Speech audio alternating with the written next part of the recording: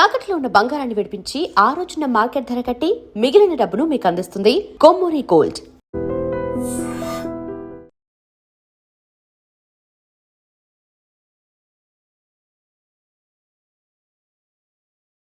నమస్తే, welcome to I dream talking point with కవిత.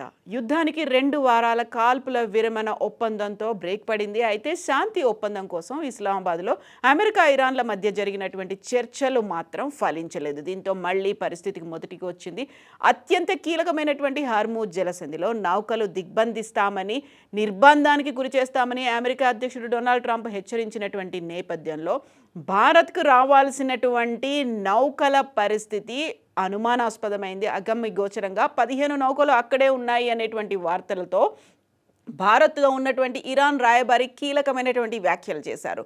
భారత్ నౌకలకు ఎటువంటి ఇబ్బంది ఉండదు అనేటువంటి మాట ఇరాన్ రాయబారి దగ్గర నుంచి వచ్చింది. హర్మూజ్ జలసంధి మీదుగా భారత్కు రావాల్సినటువంటి 15 భారతీయ నౌకలు ప్రస్తుతం అక్కడే చిక్కుకుపోయాయి. హర్మూజ్ను పూర్తిగా దిగ్బంధిస్తామని అమెరికా హెచ్చరించడంతో పశ్చిమాసియాలో తీవ్ర ఉద్రిక్తతలు రాజుకున్నాయి. ఈ క్రమంలో వివిధ దేశాలకు చెందినటువంటి నౌకలు అక్కడే నిలిచిపోయాయి.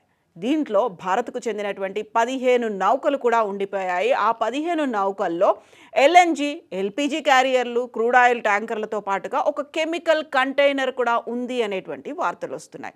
అయితే హర్మూజ్లో నిలిచిపోయిన వాణిజ్య నౌకలతో సమన్వయం చేసుకునేందుకు భారత్ నౌకాదళం ప్రయత్నిస్తోంది. ఇందుకోసం నౌకాదళానికి చెందిన 6 ఓడలు ప్రస్తుతం పర్షియన్ గల్ఫ్ సమీపంలో మోహరించారు. మన నౌకలను సురక్షితంగా హర్మూజ్ జలసంధిని దాటించేందుకు ఇవి సహాయపడతాయి.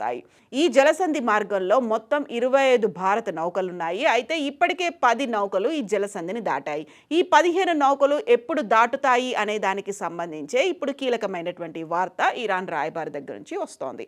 ఇరాన్ ఓడరేవులను సోమవారం నుంచి దిగ్బంధిస్తామని యుఎస్ సెంట్రల్ కమాండ్ సెంట్కామ్ ప్రకటించింది. హర్మూజ్ మీదుగా నౌకల రవాణాను నిలిపివేయనప్పటికీ అగ్రరాజ్యం ప్రకటనతో ఈ జలసంధిలో నౌకల రవాణా మెల్లిగా నెమ్మదించింది.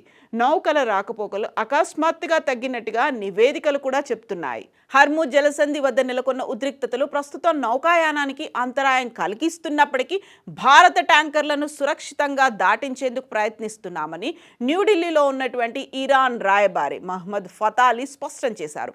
న్యూఢిల్లీతో సంబంధాలను కలిగి ఉన్నామని, అవి సత్సంబంధాలు అంటూ ఆయన పునరుద్ఘాటించారు. సంక్షోభ సమయంలో నౌకల రాకపోకలను సులభతరం చేయడానికి, మద్దతును అందించడానికి భారత్లో టెహ్రాన్ సన్నిహితంగా పనిచేస్తోంది అని ఫతాలీ అన్నారు. ఈ మేరకు ఇరాన్, అమెరికా మధ్య జరిగిన చర్చలు విఫలమైన తర్వాత తొలిసారిగా జాతీయ మీడియా అయినటువంటి ఎన్డీటీవీకి ఫతాలీ ఒక ప్రత్యేక ఇంటర్వ్యూ ఇచ్చారు. అందులోనే ఆయన ఈ కామెంట్స్ చేశారు.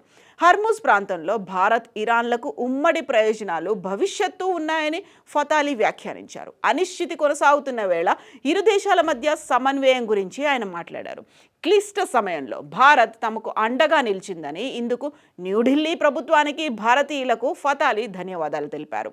ఆంక్షలు తాత్కాలికంగా తొలగించిన తర్వాత ఇరాన్ నుంచి భారత్ చమురు కొనుగోళ్లు జరుపుతున్న నేపథ్యంలో ఈ ప్రకటన వెలువడింది. ప్రపంచ చమురు సరఫరాలో 20% జరిగే హర్మూజ్ జలసంధిలో నౌకల రవాణాకు ఏదైనా అంతరాయం కలిగితే అది ప్రపంచ ఇంధన సరఫరాపై తీవ్ర ప్రభావం చూపుతుంది. ఇరాన్, అమెరికా, ఇజ్రాయెల్ మధ్య ఘర్షణ కారణంగా హర్మూజ్ను ఇరాన్ మూసివేయడంతో అంతర్జాతీయంగా ఇంధన సంక్షోభం నెలకొంది. ఇక ప్రస్తుతం హర్మూజ్ జలసంధి సమీపంలో భారత్కు రావాల్సినటువంటి 15 ట్యాంకర్లు చిక్కుకుపోయాయి. ఎల్ఎన్జి, ఎల్పిజి, క్రూడ్ ఆయిల్ ట్యాంకర్లతో పాటుగా ఒక రసాయన కంటైనర్ కూడా ఉన్నట్టుగా వార్తలు అందుతున్నాయి. హర్మూజ్ జలసంధిని పూర్తిగా దిగ్బంధనం చేస్తామని అమెరికా చేసిన ప్రకటనతో నౌకల రాకపోకలు అకస్మాత్తుగా తగ్గినట్టుగా ట్రాకింగ్ నివేదికలు వెల్లడిస్తున్నాయి. సో ఓవరాల్గా హర్మూజ్ జలసంధి మీద పట్టు బిగించేందుకు ఇరాన్, మరోవైపు నిర్బంధిస్తామంటూ అమెరికా చేస్తున్నటువంటి ఆంక్షలు, స్టేట్మెంట్లతో ప్రపంచవ్యాప్తంగా ఇప్పుడు ఇంధనానికి సంబంధించి మరొకసారి చర్చ మొదలైంది. సంక్షోభం తప్పదా అనేటువంటి పరిస్థితులు కూడా వచ్చాయి. బట్ భారతదేశానికి చెందినటువంటి 25 నౌకల్లో 10 నౌకలు రావడం, 15 నౌకలు ఆగిపోయిన తర్వాత కూడా ఇప్పటికీ ఇరాన్ దగ్గర నుంచి భారతదేశానికి సత్సంబంధాల గురించి, సంక్షోభ సమయంలో భారత్ తమతోనే ఉంది అనేటువంటి మాటతో ఆ 15 కూడా వస్తాయి అనేటువంటి ఒక సమాచారం, ఒక పాజిటివ్ న్యూస్ అయితే వచ్చింది.